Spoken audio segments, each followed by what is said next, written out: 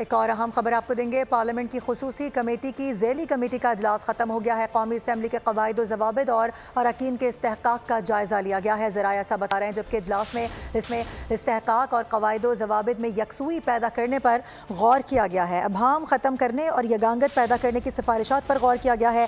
ज़ैली committee की सिफारिशात को जल्द दस्तावेजी शक्ल दी जाएगी, ज़राए ये भी बता रहे हैं। जबकि आपको बताएं कि इजलास में नवीद कमर, बैरिस्टर गौहर अली, इसके साथ साथ फारूक सत्तार और दीगर की जानिब से शिरकत की गई है। पार्लियामेंट की खुसूसी कमेटी की ये ज़ैली कमेटी है जिसका इजलास जारी था। बताया जा रहा है कि ख़त्म हो चुका है। ज़राए जो खबर दे रहे हैं उसके मुताबिक कौमी असम्बली के कवायद व ज़वाबित और अरकान के इस्तेहकाक का जायज़ा लिया गया है। कोशिश की जा रही है कि यगांगत पैदा की जाए, एक मामले पर यकसुई से तमाम तर जो मामलात हैं वो हल किए जाएँ, अभाम ख़त्म किए जाएँ। इसके साथ साथ इजलास में इस्तेहकाक और कवायद व ज़वाबित में यकसुई पैदा करने पर गौर किया जा रहा है।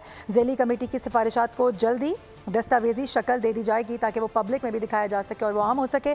इजलास में नवीद कमर हैं, बैरिस्टर गौहर अली हैं, इसके साथ साथ फारूक सत्तार हैं और इनके अलावा बताया जा रहा है कि दीगर रहनुमाओं की जानिब से, दीगर पार्टी मेंबरान की जानिब से शिरकत की गई है। तो अपडेट करें आपको इस हवाले से। पार्लियामेंट की खुसूसी कमेटी की ज़ैली कमेटी का इजलास ख़त्म हो गया है और ख़बर ये आ रही है कि कौमी असम्बली के कवायद व ज़वाबित और अरकान के इस्तेहकाक का इसमें जायज़ा लिया गया है।